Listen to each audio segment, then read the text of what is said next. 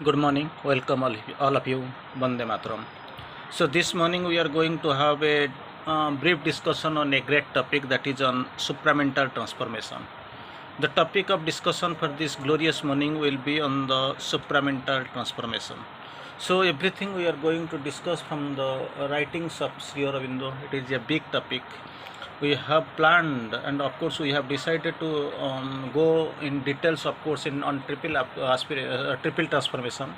So this is the in the process. In this way we are going to have the brief discussion on the supramental transformation. That is a glorious topic. And of course Sri Aurobindo has quoted the supramental change is a thing decreed and inevitable. Very clearly in the mother, that small book, Sri Aurobindo has quoted the supramental change is a thing decreed and inevitable in the evolution of the earth consciousness. So mind is not its last summit. So naturally the vehicle will be only on the soul. The soul is the vehicle, and of course Sri Aurobindo has quoted beautifully the vast universality of the soul and intense unit with all.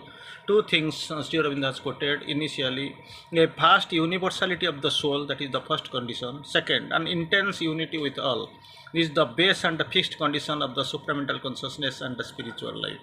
Then Sri Aurobindo quotes about this supramental yoga, which is at once an ascent towards God and a descent of Godhead into the embodied mind. So while describing and discussing, of course, explaining the process of transformation, Sri Aurobindo has explained beautifully. The transformation of the body must be the condition for total transformation of the nature. The transformation of the body must be the condition for the total transformation of the nature. Of course, later we will go simultaneously. Transformation must take place. Mind, vital, and body, of course. So nothing will be, because simultaneous and harmonious transformation later will go. That is the requirement. The transformation can only be done by a force infinitely greater than the man's force. So this transformation, when we are pressing upon the supramental transformation, it is a big term. It is of course a thing to be considered and a thing to be understood in clear manner, that the transformation can be done only by a force infinitely greater than the man's force. Again, Sri Aurobindo, of course, quoted, nobody can transform himself by his own unaided efforts. Nobody, not at all possible. That the transforming agency will be on unaided effort. Without unaided, by his unaided effort, nobody can transform himself. So man can't by his own effort make himself more than man. By his own effort to the peak, to the maximum, he can become at best a man, nothing else, nothing more. So again, we have got some confusion. Is it possible or some things here in the course? It is not a hope, but a certitude that a complete transformation of nature will take place. So the secret of transformation lies in the transference of our center of living to a higher consciousness. That's what the consciousness. This prudency, that is it plays a greater role in the process of transformation. So here in the course, the secret of transformation lies in the transference of our center of living from lower to a higher consciousness, and in a change of our main power of living. So your base center of consciousness must be uplifted to a higher level, and the change of the main power of living, that is, these are the preconditions and the most required conditions. Anyway, we are going to stress upon Sri Aurobindo's writings on how the preparatory steps towards the supramental change. Sri Aurobindo quotes beautifully. It is not possible to have a direct supramental working now. For now, of course, it is written maybe before 100 years.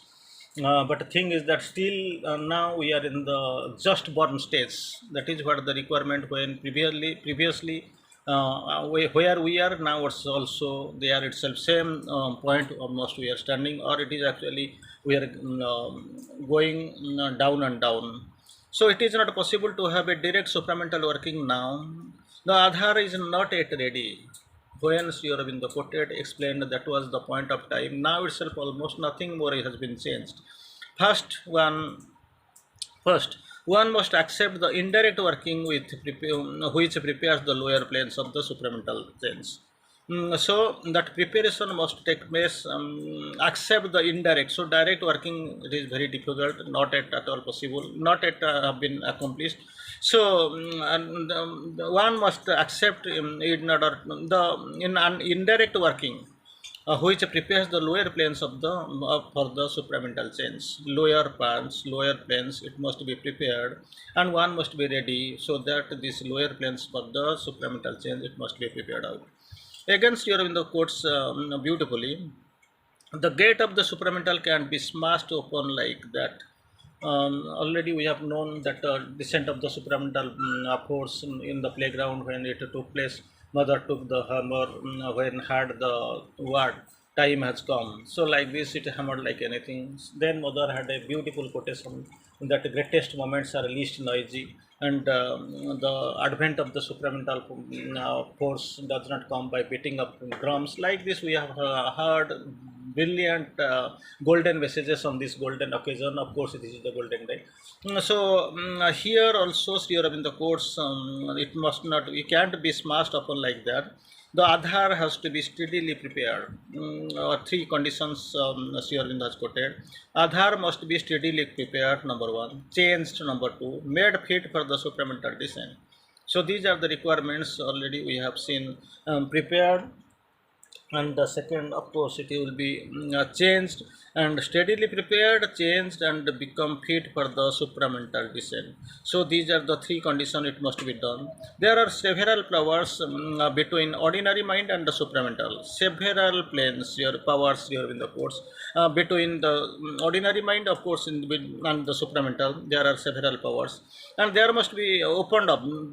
Though these must be opened up and absorbed by the consciousness. It must be now itself closed.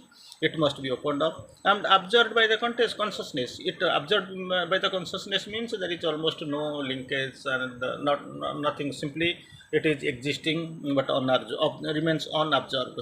Only then the supramental change is possible.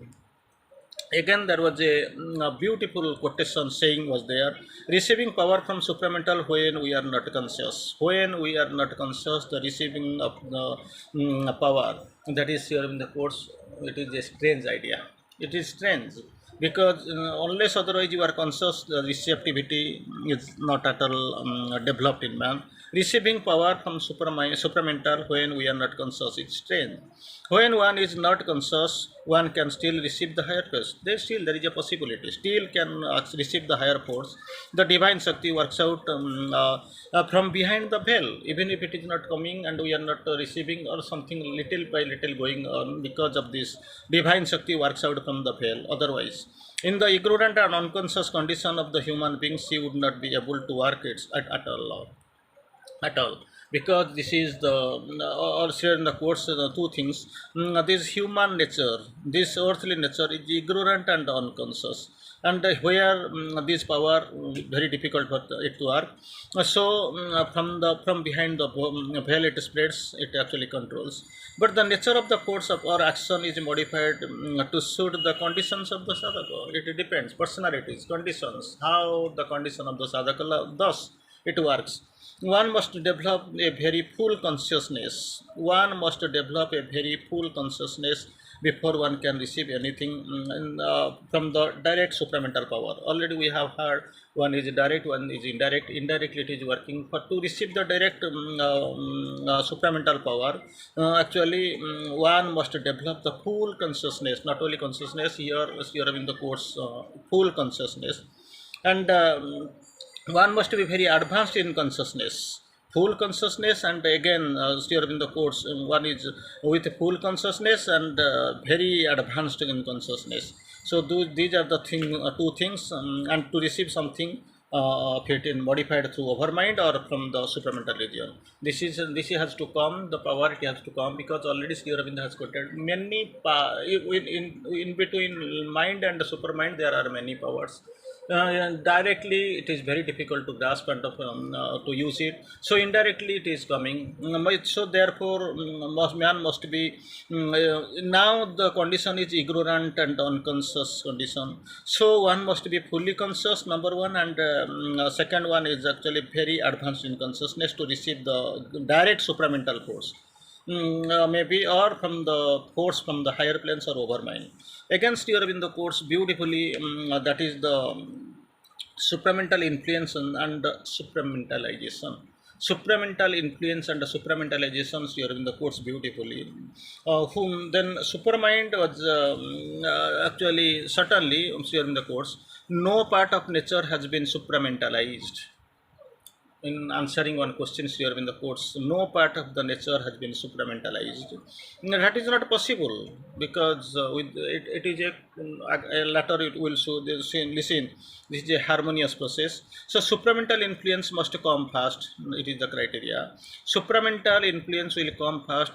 The supramental transformation can come later afterwards. So for this actually it is not possible until the whole being has been put under the supramental influence. Mind, life, body, psychic, everything must be kept, must be open to the supramental influence. Then only that is possible. Then again, a touch or influence and the transformation. There is a big confusion between that. Once here tries to explain. A touch or influence of the supramental is not the same thing as a supramentalism. There is a touch, there is an influence, but the supramentalization is totally different. To suppose that a physical can be supramentalized before mental and vital is an absolute absurdity. So only physical will be supramentalized, bearing the living behind the mental and vital. It is not possible. Here in the course, absolute absurdity.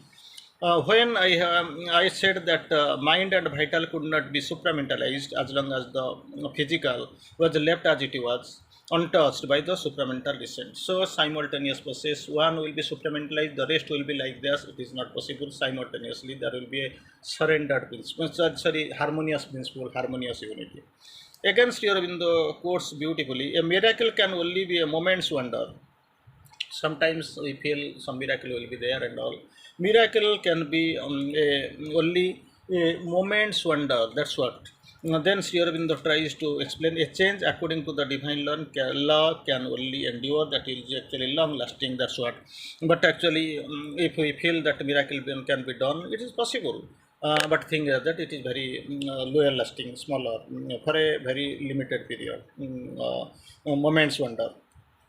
The supermind can be brought down into the mind and vital without being brought down into the physical also. So simultaneously into the three beings it has to come.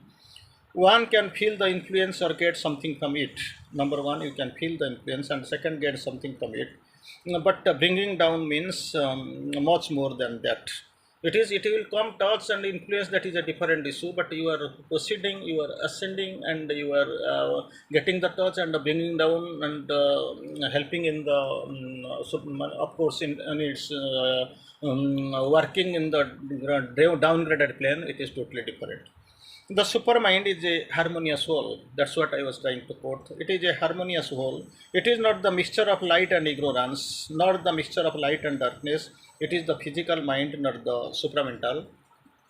Then there will be, of course, in mind a mixture of ignorance. If you think so, there is a mixture of ignorance. But then it will not be supermind there. If something else, not supermind. So with vital, maybe all that that can manifest in the mind separately is a partly supramentalized over mind, not the full, because we are in a mixing condition. There can be no conquest of the other planes of the super by the supermind, but only influence as long as the physical is not ready. Influence will be there, but entirety will be lacking. So that premature claim of possession of the supermind, sometimes we feel it is very unwise for anyone to claim prematurely to have possession of the supermind premature during the course, even if there is a test of it. The then Sri Aurobindo tries to coast absurdity, outburst of the super egoism, some radical blunder of the perception or gross fall into the wrong condition and the wrong movement. then a certain spiritual humility, a serious and unarrogant look at oneself, and quiet perception of the imperfections of one's present nature instead of false esteem and self assertion is the sense of necessity one has to exceed. Against during the course, one can enter into the supermind only at the very end of the sadhana. Very end of the sadhana, not an easy possible. It is a long time preparation. It takes time like this. When all difficulties have disappeared and no obstacle any longer in the way of realization, then only it is possible to touch. And of course, to touch the this thing, the supramental level. Thank you, Vande Mataram.